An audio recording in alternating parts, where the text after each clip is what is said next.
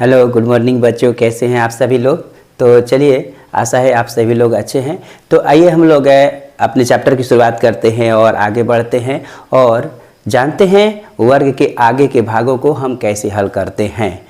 तो चांद टरय सूरज टरय, चांद टरय सूरज टरय, टरय जगत व्यवहार, पै दृढ़ हरचंद्र की, टरय न सत्य विचार।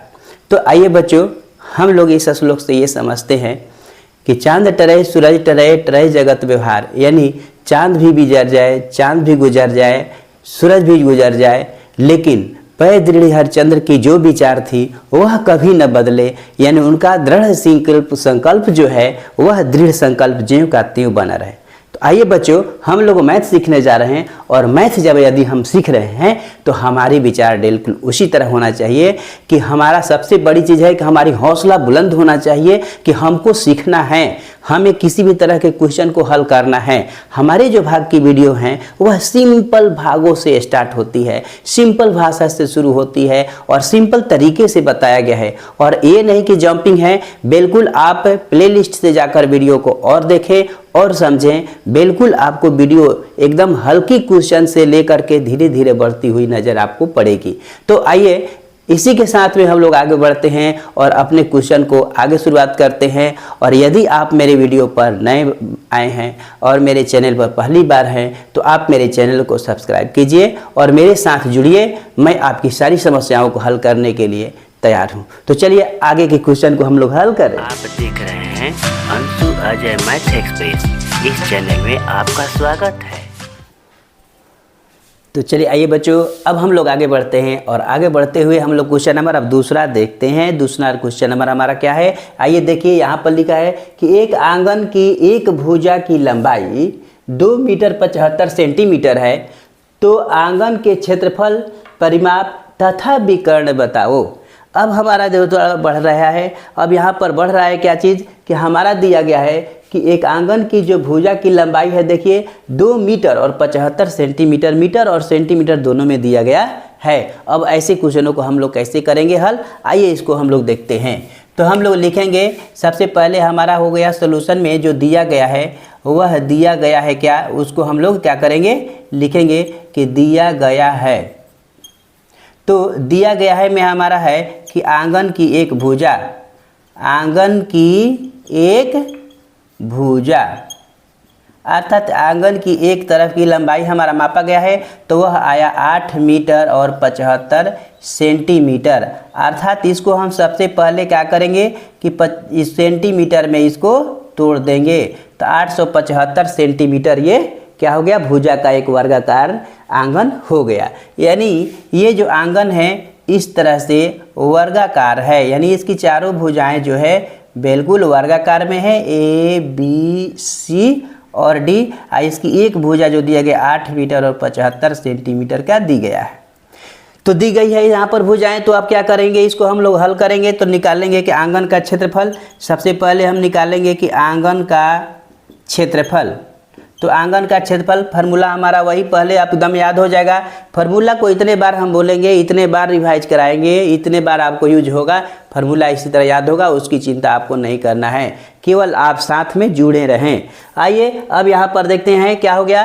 तो आंगन का क्षेत्रफल का हो गया ए स्क्वायर, अर्थात भुजा ए स्क्वायर। यहाँ पर ए स्क्वायर को हम क्या करते हैं, अब लिखते हैं यहाँ पर, चूंकि हम लोग सेंटीमीटर में बदले हैं तो सेंटीमीटर का मान हम यहाँ पर क्या करेंगे, डाल देंगे। तो 875 cm स्क्वायर।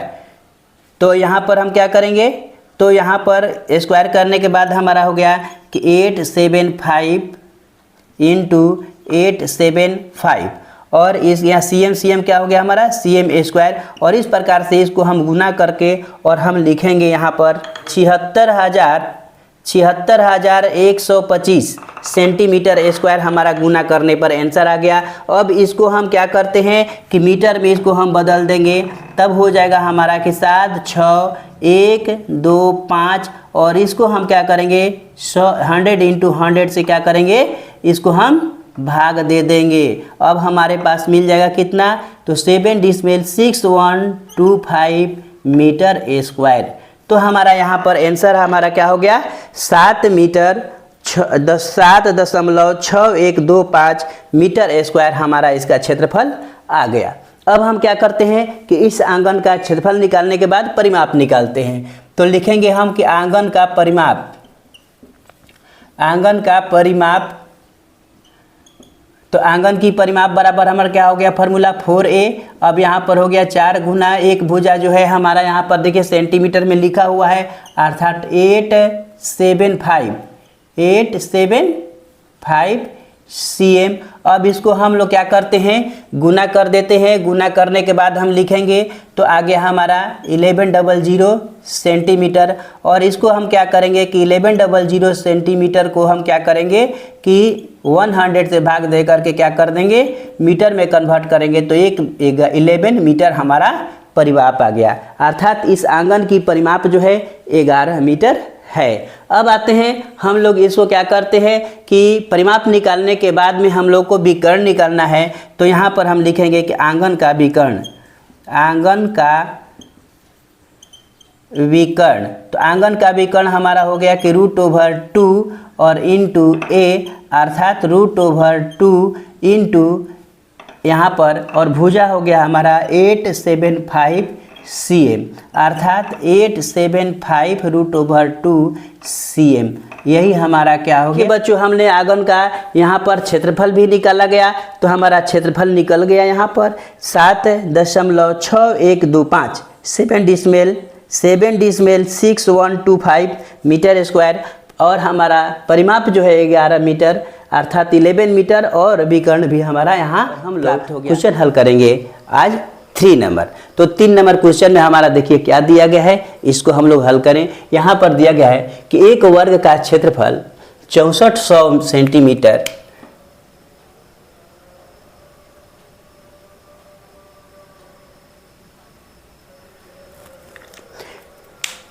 तो यहाँ दिया गया है कि एक वर्ग का क्षेत्रफल 6400 सेंटीमीटर स्क्वायर है।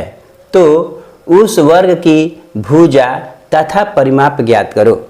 एक वर्ग है, उसका क्षेत्रफल आपका दिया है कि 6400 सेंटीमीटर स्क्वायर है।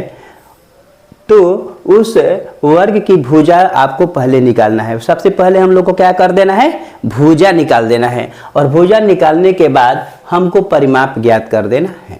तो आइए इससे बनाने के लिए हम लोग सबसे पहले हम लोग डायग्राम से समझ लेते हैं। यहाँ पर देखिए एक वर्ग आपका दिया गया है, और ये वर्ग आपका जो दिया हुआ है, इसमें आपका दिया हुआ है A, B और C, D। मान लिया कि ये वर्ग है, इसका दिया है कि 6400 cm स्क्वायर इसका क्षेत्रफल है। इसको साइड जो है ये पता नहीं है, आपको निकालना है। इसके बाद में आपको P भी निकालना है। तो आइए हम लोग क्वेश्चन में पहले हम लोग करते हैं कि सॉल्यूशन हम लोग करके लिखेंगे कि दिया गया है। तो दिया गया है, तो क्या दिया गया है आप लिखिए। तो दिया गया है A बराबर 6400 सेंटीमीटर स्क्वायर। और हमको निकालना है क्या, तो साइड निकालना है, A निकालना है। तो A बराबर हमारा फार्मूला क्या होता है, यानी A यहाँ पर ध्यान दीजिए, A जो है छोटी A जो है R में यानी साइड है, और जबकि बड़ा A एरिया क्षेत्रफल होगा। तो हमारा यहाँ पर भुजा बराबर फार्मूला क्या होता है, तो √A। तो √A का हम मान इसमें क्या करते हैं, डाल देते हैं। तो हमने 6400 सेंटीमीटर स्क्वायर तो डाल दिया, लेकिन हमें अब यहाँ निकालना है कि वर्गमूल।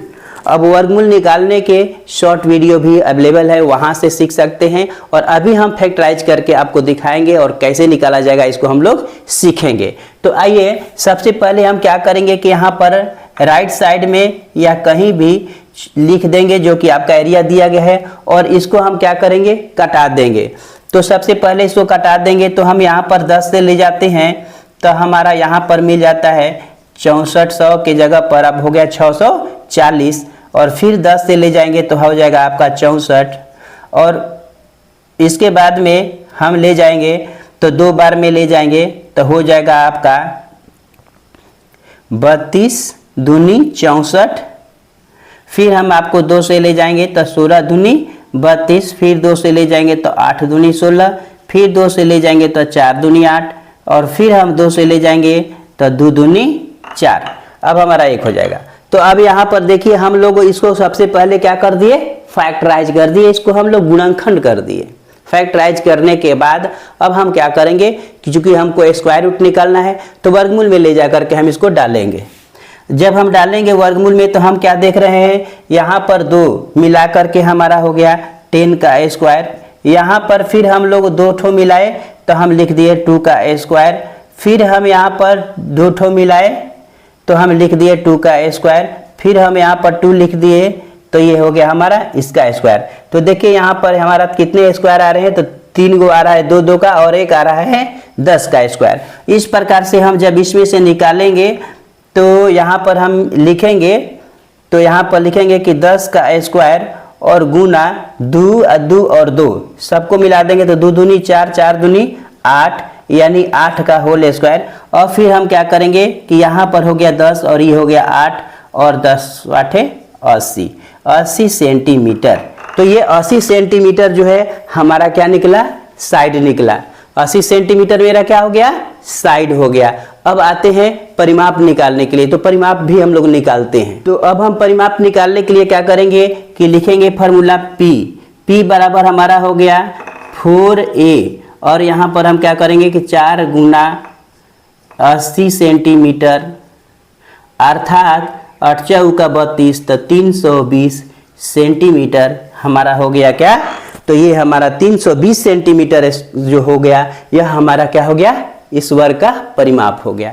तो हम लोग देखिए क्षेत्रफल से भुजा निकाले, यानी जब भी क्षेत्रफल दिया हो तो आप पहले साइड निकाल लें। साइड निकालने के बाद फिर हम आ जाते हैं और आगे आकर के अब परिमाप का फॉर्मूला लिखेंगे और परिमाप निकालेंगे। अब चलिए अगला क्वेश्चन नंबर में हम आते हैं, क्वेश्चन नंबर 4।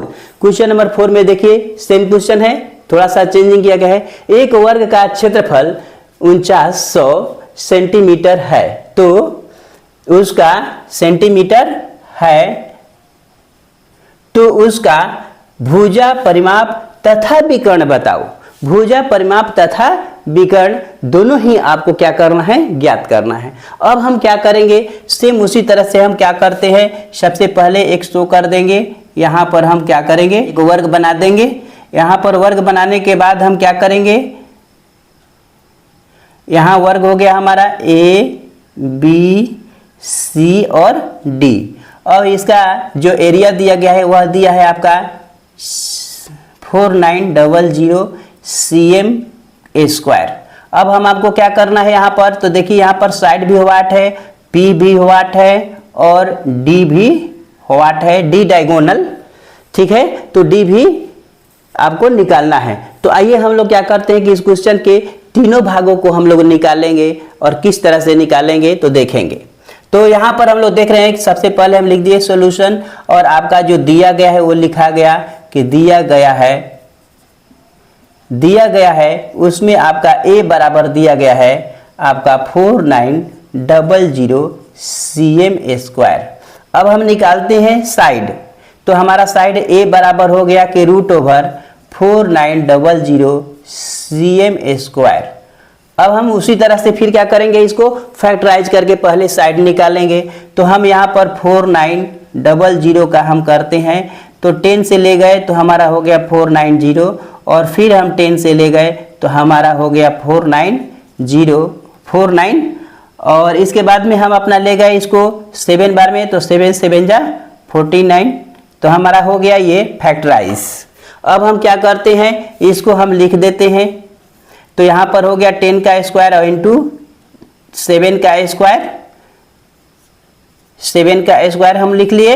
इसके बाद में हम क्या कर दिए, यहाँ पर 10 ले लिए और 7 ले लिए, हमारा हो गया कि 70 cm। ये हमारा हो साइड निकाल लिए। साइड निकालने के बाद हम क्या करेंगे, अब परिमाप निकालेंगे। तो अब परिमाप का हम फॉर्मूला लिखेंगे। तो परिमाप बराबर हमारा हो गया कितना, तो 4a। तो यहाँ पर हो गया 4 × 70 सेंटीमीटर, और 7 4 जा 28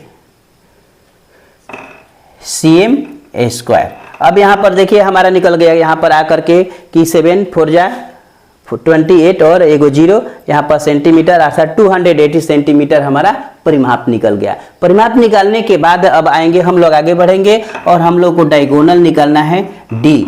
और डायगोनल निकालने के लिए आपका डायरेक्ट फार्मूला का यूज करेंगे या यहाँ पर आप जो आपका साइड 70 आया है उसके आधार पर भी आप निकाल सकते हैं। और वह फार्मूला आपको डी निकालने के लिए जो आपका हाइपोटेनियस बन जाता है। जैसे यहाँ पर मान लीजिए कि यहाँ पर जब हम करेंगे तो इस तरह से हाइपोटेनियस ये हमारा क्या हो जाएगा, एक बनेगा यहाँ पर जो कि विकर्ण, इस वर्ग के लिए विकर्ण है, वर्ग के लिए विकर्ण है। लेकिन जब हम इस त्रिभुज के लिए देखेंगे तो राइट एंगल ट्रायंगल है, समकोण त्रिभुज है और इसके लिए हाइपोटेनियस है। तो हाइपोटेनियस का फार्मूला लगा देंगे और वहां पर P square plus B square का फार्मूला डाल करके निकालेंगे। लेकिन हम इतना नहीं करेंगे, हम सीधे फार्मूला का यूज करेंगे। तो आइए हम लोग फार्मूला का यूज करते हैं। तो डी बराबर होता है कि √2 इंटू ए, और हमारा हो गया कितना, तो ए का मान डाल दिए तो ये हो गया √2 और ए का मान डाल दिए तो हो गया 70। और इस प्रकार से 70 √2 सेंटीमीटर हमारा जो है यह क्या हो गया, विकर्ण हो गया। आप √2 का मान 1.41 आप डाल भी सकते हैं, अन्यथा इसी तरह भी लिख सकते हैं। तो इस तरह से हम क्वेश्चनों को क्या करेंगे, हल करेंगे। तो आइए इसी के साथ में हम लोग आगे क्वेश्चन हल करेंगे और हल करने के तरीकाओं को सीखेंगे। अब हमारा क्वेश्चन जो होगा अब मिक्स होना शुरू होगा, क्योंकि आयत आप पढ़ चुके हैं और वर्ग अभी हमने पढ़ा, और इस तरह से आगे बढ़ करके अब आयत वर्ग मिला करके अब दोनों क्वेश्चन आपको सीखने के लिए मिलेंगे। तो अब आइए आपकी अब क्वेश्चन बढ़ेगी और अब आपको क्वेश्चन मिलेगी आयत और वर्ग दोनों मिला करके क्वेश्चन जो होंगे कि आयताकार मैदान है, आयताकार वर्गाकार खेत है, और इस तरह से उस दोनों का क्षेत्रफल का अंतर बताइए, क्षेत्रफल का योग बताइए, उसमें बने हुए सड़क का बताइए, आदि क्वेश्चनों को हम लोग हल करना सीखेंगे। तो आइए, अभी मेरे चैनल पर पहली बार आए हैं तो ज़रूर सब्सक्राइब कीजिए और लाइक कीजिए, एक प्यारा सा कमेंट कीजिए और मेरे साथ जुड़िए। और इसी के साथ हम लोग आगे के आप क्लास करते चलेंगे, आगे हम लोग बढ़ते रहेंगे। तो जय हिंद बच्चों।